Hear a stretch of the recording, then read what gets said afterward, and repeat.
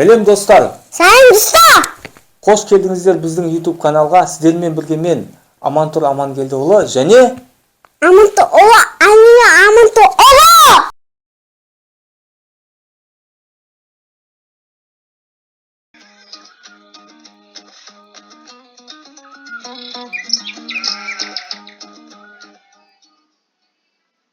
Сәлем достар.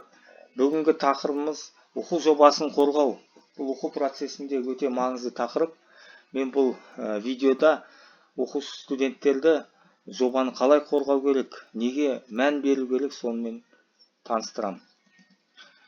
Негізгі ұғымдар ол жоба, жобаны қорғау, есептің қойылуы, математикалық модель, теңдеу және тағы басқалар.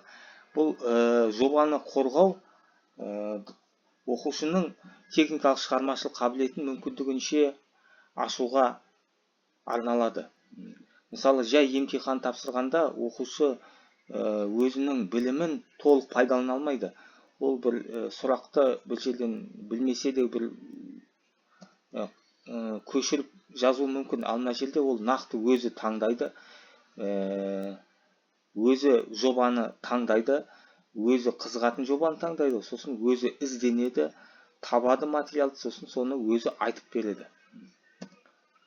Жоба дегеніміз не? Ол латын тілінен болжам деген сөз. Инженерлік қызметте жобаланған өнімді іске асыратын модель, форма болып табылады.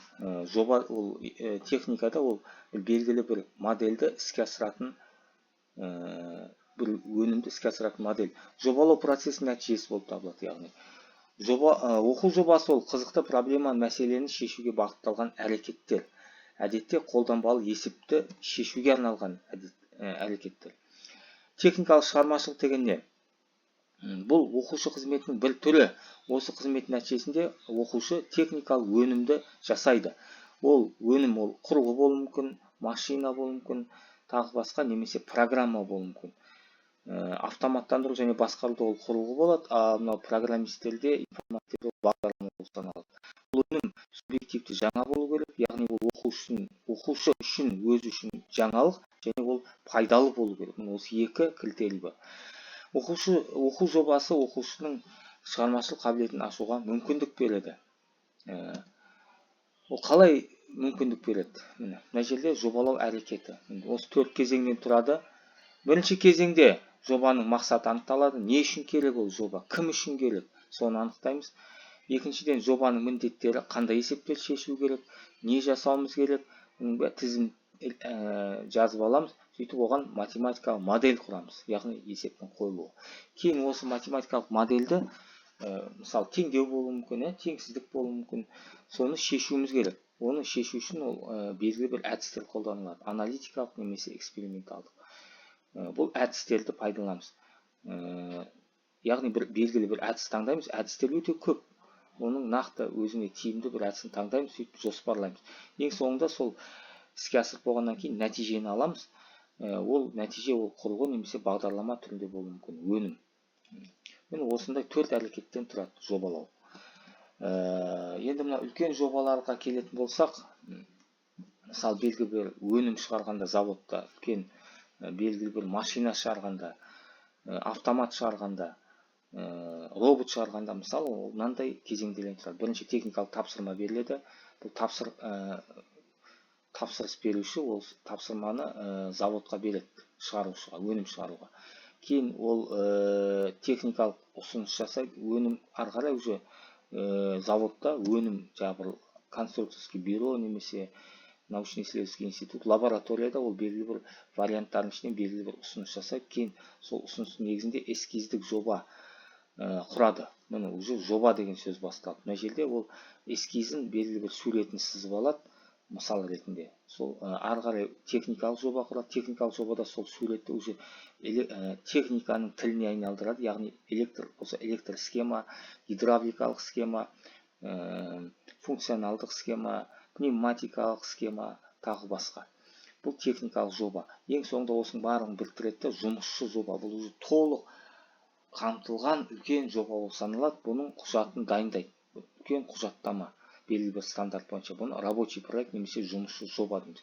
Кейін бұл жобаның бәрі бұның бәрі қағаз түрінде жасалып болғаннан кейін уже реальный өнімді немесе бағдарламаны шығарады. Уже шығарып, одан кейін оны сынақтан өткізеді. Белгілі бір алгоритмдер бойынша, белгілі бір программаларда оны сынақтан өткізеді. Ол қалай жұмыс істейді? Қателіктер пайда болуы мүмкін.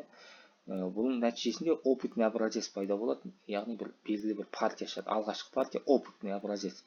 Бұл сынақтан өткізеді. Кейін осы бірнеше сынақтан өткізгеннен кейін уже сенімді болғаннан кейін өндіріс. Ол ешқандай қателіктер болмаса, уже оны ары қарай өндіріске шығара жіберуге болады. Мынау уже реальный проекттің 7 кезеңі, жобалаудың 7 кезеңі. Жобалау дегеніміз ол басқару есебіне жатады. Біздің басқаруда өте 3 түрлі есеп бар.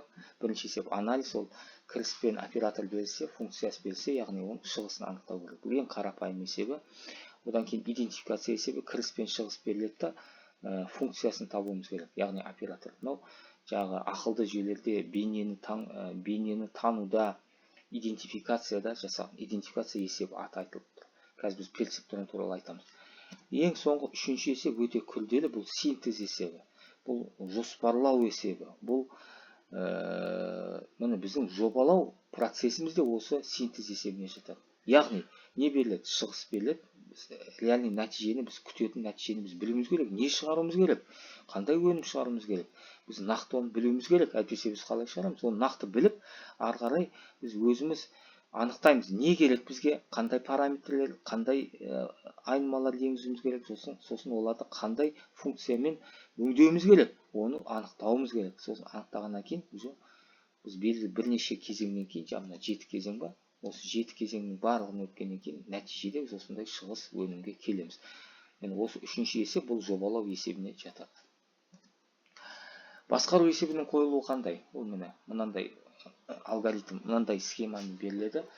Басқару нысанының моделі беріледі, өлшеуіш модель беріледі, уақыт аралығы беріледі, шектеулер беріледі, шеттік шарттар, бастапқы шарттар беріледі, сыртқы әсерлер, ұйытқылар беріледі. Сосын осының барлығын басқарылатын алгоритм беріледі. Басқарудың мақсаты беріледі, критерий, сол мақсат бойынша, сол мақсатқа сәйкес соны қанағаттандыратын белгілі алгоритм құрамыз. Сол алгоритм осы басқару, осы жобалау есебін басқарады. Есеп дегеніміз не? Ол проблемалық жағдай, мәселе. Кез келген мәселе ол есеп. Бірақ бізді қызықтыратын жағдай мынау жобада қолданбалы есеп, теориялық есеп емес, қолданбалы есеп, өмірде қажетті есеп, техникалық қызметте, медициналық қызметте, биологиялық, биотехнологиялық қызметте және тағы басқа. Ол есептің моделі құрылады біріншіден. Ол проблемалық жағдайдың математикалық формула, заң, ережелер түрінде берілген жуық сипаттамасы. Сосын есеп қойып болғаннан кейін оны шешуіміз керек. Есеп және математикалық модель осы 4 кезеңнен өтеді. Қысқаша математикалық модель есептің шарты, оның белгілі есеп шешу әдісі, есеп шешу алгоритмі, тәртібі, одан кейін программасы. Есепті шешу әдістері қандай? Ол өзі жалпы екіге бөлінеді, аналитикалық және экспериментал. Бұның өзі екіге бөлінеді. Аналитикалық жол ол қолмен есептейді. Ол баяғы заманда, қазір де есептейді, бірақ қазіргі заманда 20 ғасырда кәдімгі мощный компьютерлер пайда болды. Сондықтан біз ол қолмен интеграл, дифференциал демейміз. Сол компьютерде бір бағдарлама ППП-ға саламыз да, сол программа оны сандық шешіп береді. Ал эксперименталдық есеп әдістің қолмен баяғыда, енді қазірде әрине ол приборларың бар болса, белгілі, ол өте қымбат, лабораторияларың бар болса, әрине сол реал, сол прибормен эксперимент жасаймыз. Ал егер болмаса не істейсің? Амал жоқ, компьютерде программасы болады. Ол компьютерде программасы имитациялық моделін жасап береді. Бұл да экспериментал әдіс, бірақ ол программа арқылы имитация эксперимент жасайды. Мынау жіктелуі. Шешу алгоритмі. Негізі 3 түрлі алгоритм бар: сызықты, шарттық және циклдық. Ең қарапайым ол сызықтық алгоритм. Мынандай түрде басы, ең соңында соңы нәтижесі, берілгендерді енгіземіз, соңғында нәтиже аламыз. Сосын арасында қадамдар, бұл сызықты қадамдар. Бірінші қадамда не істейміз, екіде, үште не істейміз. Осы алгоритмді біз жазып шығуымыз керек, міндетті түрде. Соңында есептің бағдарламасы болады. Мысалы Python тілінде Python код, осындай түрде оның белгілі кітапханалар бар, NumPy деген сияқты. Соларды пайдаланып біз есепті шешеміз. Бұл бізге жеңілдік береді. Автоматтандырудың мақсаты да осы. Адам өз қолмен емес, компьютер арқылы шешеді. Сонда еңбек өнімділігі де өседі. Нәтиже, енді біз ол алынған нәтижені біз оны интерпретация жасауымыз керек, яғни түсіндіруіміз керек. Оны әрине белгілі бір графиктерде, мысалы екі сызықтық теңдеулер жүйесі, екі теңдеудің екі функция берілген, функцияның график, сол екеуінің қиылысқан нүктесі осы теңдеу жүйесінің шешімі болып табылады. Ол x деген нүкте. Оның координаттары 40 және 32. Жобаны қалай дайындаймыз? Жобаны, бірінші титул беті, бұл жерде жобаның тақырыбы болады, сосын орындаушы адамның аты, студент, және оның қабылдаушы. Одан кейін жобаның мазмұны, бізден 25 беттік жоба, 20-25 бет. Бұл жоба екі тараудан тұрады. Бірінші тарауда жалпы мәлімет жасалады, яғни шолу жасалады, осы уақытқа дейінгі қандай мәселелер шешілген, қандай әдістер бар, қандай құрылғылар бар, олардың бәрін жазып шолып шығамыз. Екінші тарау студенттің өзіндік жұмысы, шығармашылық қабілеті дәл осы жерде байқалады. Студент өзі осы белгілі тақырып бойынша, мысалы перцептрон, оның модель және бағдарламасын құрады. Ол ішінде модель құру, алгоритм құру, бағдарлама құру міндетті түрде болу керек. Сосын қорытынды. Қорытындыда ол өзі өз сөзімен жазып шығу керек, бір жерден көшірмейді. Мен бұл жобада осындай перцептронның моделін құрдым, мен бір осы әдісті қолдандым, мысалы метод наименьший квадрат. Сосын ол әдістің алгоритмін жазып шықтым, Сосын ол алгоритмді программаға айналдырып, белгілі бір тілде. Соның бәрін өзі қорытындыда жазып шығады. Бір 5-6 сөйлем жеткілікті. Сосын пайдаланған әдебиеттерде где-то 10-15 әдебиет болу керек. 10-15.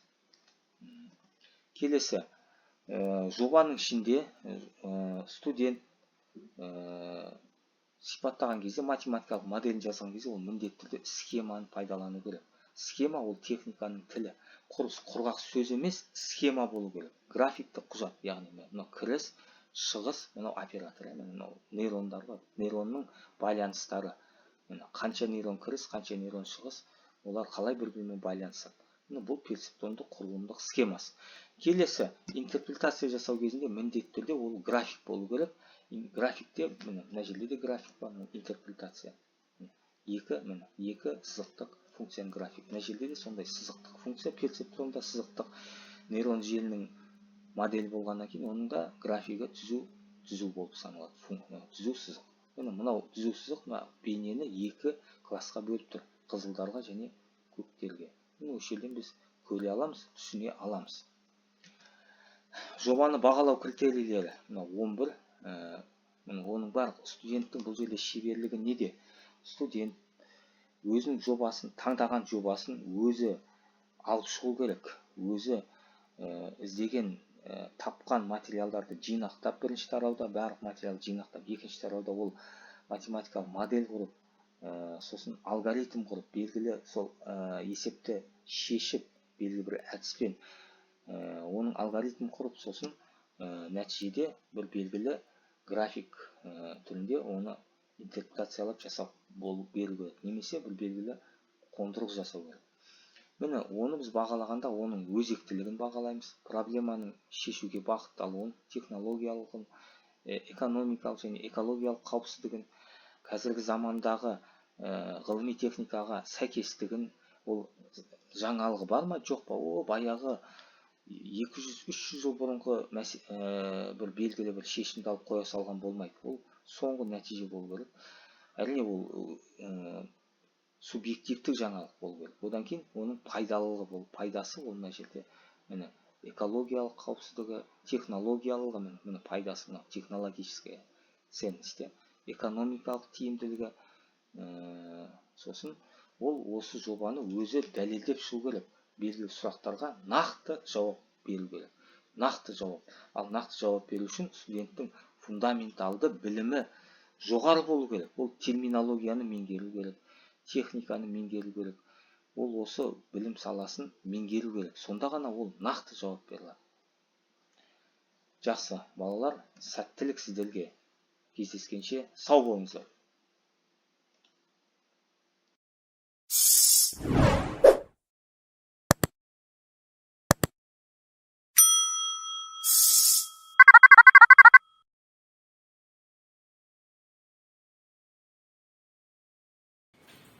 Міне. Біз сол методтарды қолданып, бізге керекті нәрселерді істеп алған соң, ол машиналар, же болмаса искусственный интеллекттер біздің жұмыстарымызды жеңілдетуге көмектеседі. Былай қарап көрсек, заводтарда қазір көбінесе автоматтарды адамдар басқармайды. Себебі оларға программа береді. Автоматты емес, өндірісті. Өндірісті көбінесе біз жай ғана адам емес, қолмен емес, мимен басқарамыз. Біз оларға команда береміз, олар біздің айтқан нәрсемізді істеп береді. Ол ақылды жүйелер. Өзі ойлана біледі. Солай ғой, давай, айта бер.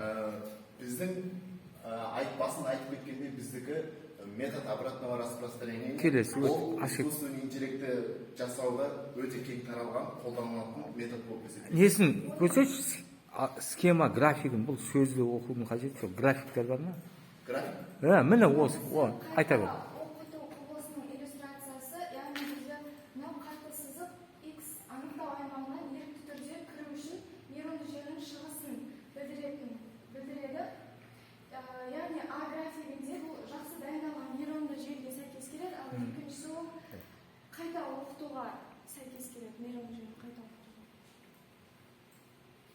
Біріншісінде жақындау, Жақындау. Амнада болса, бұл уже полноценный емес, бұл алысы, төмен деген. қайта оқыту керек, керек, болды, келесі. Нейрон желінің, міне маған осы... Бізде екі қабатты жасанды нейрондық желі, яғни бізде мынау кіріс... Қанша не? Кіріс қабатты, рас? Кіріс қабаты, скрытый слой, потом ондан кейін бізде ортадағы және айтып кеткен жасырын. Бұл оператор. Біздікі входной слой, потом шығыс болады. Бұл многослойный нейронный сеть. Көп қабатты, бір қабатты деген бар, білесіз ба? Бір қабатный, трехслойный бар ағай. Бір қабатты не ол? Жаңа қайтқан персептрон. Персепті ғой. Ол бір қабатты. А мынау көп қабатты. Давай, келесі. Алгоритмі. Қателердің кері таралу алгоритмін жасау үшін ең алдымен әдістерді алгоритм құрып аламыз. Бірінші бізде деректерді тексеру үшін кері таратылатын деректер тізімін құрамыз. Деректердің тізімін құрып аламыз. Екінші активация жасаймыз оған. Үшінші желіні құрамыз. Кейін қатемен градиенттерді есептейміз. Одан кейін тексерілген элементтерді және оны түзету үшін қате табылса, оны түзету үшін Түзетеміз, әдістерді орындаймыз. Түзетеміз, Сосын шығындар мен қателерді есептейміз. Кейінірек шығындар мен қателердің функциясын графигін шығарамыз. Көрсетші, мысал бар ма? Давай. Мысалы, кодны өте керек болда. Кодқа өте бермей. Там нам еще там. Шыққан біздікі метод обратного распространения бұл қатені табу емес, қатені жою мақсатында қолданылатын метод, дұрыс па ағай? Сондықтан біз мыналарды бір-біріне біріктіріп, қатені жою үшін біз оқытуымыз керек. Оқытуымыз керек. Бірінші графикті көрсек, біздікі ол жерде көріп тұр, біздің сызығымыз қызыл. Бұл дұрыс емес деген. Қате үлкен, Қате слишком үлкен. Үлкен. А егер біз мынау жерде қазір оқытып болғаннан кейін ба? Оқытуымызға 10 мың беретін болса... Бұл итерация саны. Итерациясы. Міне, процесс, оқыту процесі, оқыту процесс көріп ба? Функция қандай, кеммелі ма, өспелі ма? Кеммелі. Потому что бізде патер қолданылады. Пателі, кем тұрғандай біздің пателеріміз жойылып барады. Ең соңында дұрыс жұмыс істеп жатыр. Міне оқыту процесі көрдіңдер ма? Міне тоқтады ма? Енді осы жерде айт результат. Қанша уақыттан кейін қандай қателікке жеттік, е? Басында қанша болды қателік, соңында қанша болды? Қанша қадам өтті? Соны айтшы. Бірінші график, сосын екі. Бірінші. 10.000 қадамда басында қанша еді қате? Басында қате Анау лос 0,5 еді бас. қазір бізде Ең соңында қанша болды? Почти 0-ге жақын, е? Ал қаншалықты көп не обучение істейтін болсақ, ол соншалықты қатесі жоқ болады, жойылады. Азая, Қазір мына біз уақытымыз жетпей қалады, біз миллион беретін болсақ, физик сызығымыз идеально точно шығады. Оған уақыт көп керек, е? Көп керек. Молодец. Біз ең быстрый обучение қылған кезде де, ол 1000 рет обучение істеу үшін туда-сюда 10 минут кетіп қалады деген.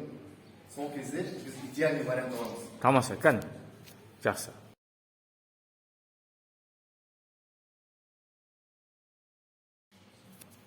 Баста, давай. Так, саламатсыздар ма? Менің есімім Төлен Байбол. Менің есімім Ерекше Байжанов.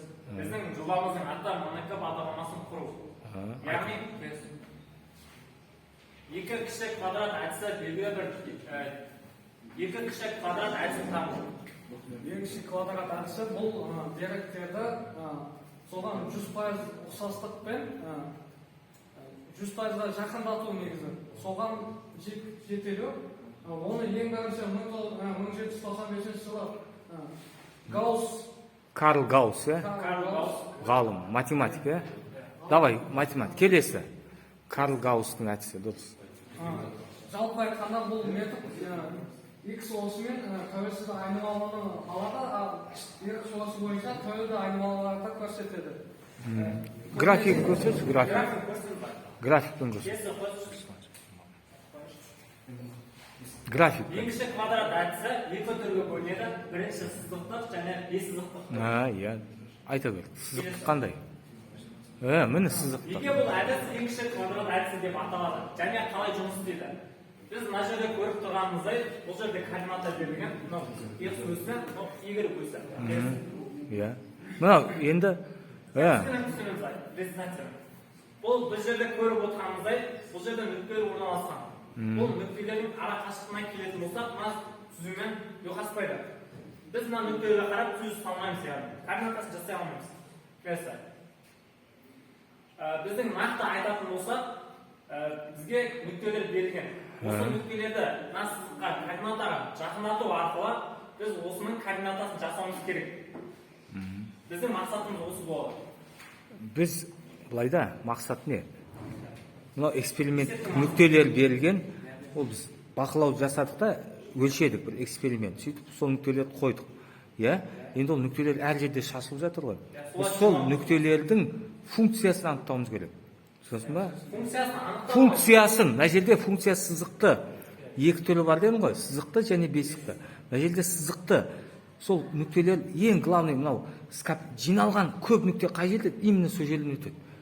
Сола қоя нүкте аз жерден өтпейді. Көп жиналған нүктелердің тура ортасымен өтеді. Соларды бір-біріне жақындатып, ең солардың сипаттайтын түзу сызықты табу мақсат. Түзу сызықты табу. Дальше. Түсің ба? Да. Формуласы. Мына жерде формула берілген, X, Y. Мін жа формуланы көрсетші, анау келесі. Мысалы X, Y және Y формулалары берілген. Бұл жерде біздің қолданатын формула. X, Y деген не? Y, Y деген не? Екі. X, Y дегеніміз ол жаңа координатада X өсінің тұрақтаған нүктелердің жиынтығы. Тұрақтаған нүктелердің жиынтығы. Y де дәл солай. X пен X-тің координатасы, Y-тің координатасы, бір нүктенің екі координатасы бар. Дұрыс қой, әр нүктенің екі координатасы бар. 20-да 15. Міне сол Y деген ол бақылау саны, эксперимент. 100 ба, 100 нүкте болады. 100 нүктенің координаталары. Екі координатадан ғой әрқайсысы, әр нүкте. Сонда көрдің ба? X, Y, Y 100-ге дейді мысалы. Келесі. Міне, енді мынау есептеу, Міне, главный формула осы. Айта бер. Айта бер. Біздің қолданатын формуламыз, ең соңғы формуламыз осы әдіспен шығарылады. Бұл ең кіші жаңағы айтып отырған МНК бағдарламасын осы арқылы таба аламыз. Енді көрсетсек, не? Бұл жерде Y деген не? X, не ол? F от X. жаңа айтып отырғанымыздай, мына жерде МНК бағдарламасы екі көбейтілген, мына жерде Y дегеніміз ол Y өзіндегі Нүктелердің координатасы аламыз. F деген не? F дегеніміз ол есепті айтамыз. Функция. Не ой? Біздің функцияның мәні ғой? Қолданған Ең соңында шыққан функцияның мәні. Көбейтесің, анау не? D деген не? df, dx, db ма? df деген не? de, df, db. df, db дегеніміз ол қалай айтсам болады? Енің мәні ой? Ортада бір формула бар ағай. Қандай функция ол? Жоқ, түсініп отырмын ағай. Есепке келіп, есепті түсініп беремін. Көшетші. Есепке қойшы. Есепті көр. Мына бессіздікті ол, ладно. Есепті көрсет. Мен өшеттім. Регрессия теңдеу арқылы Y-ті табу алдық. Яғни біз X өзін білеміз. Y өзіне осы мәндерді қойып шығамыз. Анау 30,2x. Мынау қандай теңдеу? Бұл Теңдеудің графигі. Қандай теңдеудің графигі? Регрессиялық теңдеу коэффициенттері қандай? Жаңа 30,2x. Қанша? 30,2x алған 126. Басын айтам, міне, мынау сіздердің алған, мынау регрессиялық теңдеудің графигі. Түсін ғой, Мынау графиктегі функция, мынау функция ax плюс b деген функция ғой, жаңа, коэффициенттер 30,2x плюс 126, бұл мынау 12 нүктені сипаттайтын модель. Математикалық модель деген кән дегенде жағы 30y тең 30,2x плюс 126 дейсің да, мына графикті көрсетесің. Бітті. Нәтиже. Бұл нәтиже. Бұл эксперимент. Міне, сендердің жасаған эксперимент нәтижесі мына балалар тауып тұр. Сен кеше онша түсіндіре алмадың да жаңа. Не қайдан алып? Міне, мынау полный қадам-қадаммен келді. Соңғы нәтиже, бірақ осы ең соңына мына графикті қоймадың да сен. Басында қойып қойдың да бұны. Қателесіп. Қара.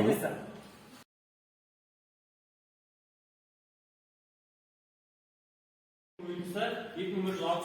Біз осылай есептеп, x квадрат пен x y-тің мәнін тауып алдық. Келесі.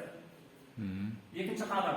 Енді барлық берілген дерек нүктелер x квадрат және x y сумаларын есептейміз. Сумма десе, сумма емес. Қосындылары ғой. Мына жерде температураның суммасы 222,2 шыққан. Оны 12 жаңа алған нүктелеріміз екінші сатылымы. Түсінің суммаларын есептен. Келесі. Все, дальше, поехали. Үшінші қадам, сызықтық келуін анықтауымыз. Формулды анықтауымыз. Мына формула, осы формула арқылы 30-да 2 шыққан. 30, дальше. Формула бізге керек, келесі қадам. Келесі қадам. Төртінші қадам, сызықтық егер өзбен қиылысын табамыз. Баберді табамыз, осы формула арқылы. Біз бұл жерде 126, 12-ні тауып отырмыз бұл жерде. Әр қайсылықтың осылай есептеп шығамыз. 14-15-ді, яғни 12 нүкте үшін. Да, дальше. Нәтижесі қалай болды? Бесінші қадам. Міне біз теңдеуді құрастырдық. Мынау теңдеу, міне біздің құрастырған ax плюс b деген теңдеу ғой мынау. Мынау функция ғой f от x плюс b. Мынау x, мынау b. Мынау регрессиялық теңдеу деп аталады. Регрессия. Айтшы. Регрессиялық теңдеуді алып тұрмыз. Міне параметрлері міне 30,2 және 162 деген параметр бар, Сол ғой, Осы параметрді қолданып, сызықтың ең кіші квадраттың регрессиясын теңдеу. Регрессиялық теңдеу ғой. Регрессия.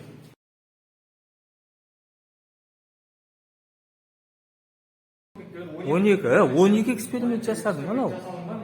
12 эксперимент дұрыс. Негізі біз бесеуін алдық. 5 нүкте. Міне анау 12-сінің бәрін салып қойыпсың ғой. Бірақ ең басты критерий сызығы барлық берген дерек нүктелердің арасындағы аз болу. Осы мақсатта біз ең кіші квадрат әдісін қолданып, мына сызықты сызып шығуымыз. Міне енді именно қараса қай жерден өтіп тұрған, Қараса мынау сызық. Дұрыс па? Анау келе ма? Заңдылық сәйкес па? Заңдылық келмеді. Осыны біз Келіп жатыр ма, келіп жатқан жоқ па? мынау қазір сызық заңдылыққа келіп тұрған жоқ. Келіп тұрған жоқ па? Келіп Неге? тұрған жоқ. Себебі біз қазір бұны есептеп, осы келіп тұратындай етіп Мына шығуымыз керек. сызықты өзгертесің ба қазір? Сызықты өзгертеміз. Көрейік, давай. Өзгерт. Келесі. Мынау келмейді дейсің, иә? Бұл келмей тұрған. Давай. Мынау F дегеніміз осылар. AX плюс B деген теңдеу ғой мынау, иә? Осыны айта алмайтынымыз сызықты ең кіші квадрат регрессиясының теңдігі, сызық теңдігі. Бұл жерде x тәуелсіз айнымалы, f от x тәуелді айнымалы. Бұл функцияның мәні ғой, иә. Тәуелді. Бұны сызықтық көлбеуі бір алған егер өспен қиылысы. Иә. Бірінші қадам. Бізге мына жаңа кесте берген әрбір дерек нүктесі x квадрат және x y мәндерін есептеп температура тәуелсіз айнымалы x сатылына тәуелді айнымалы екенін табамыз.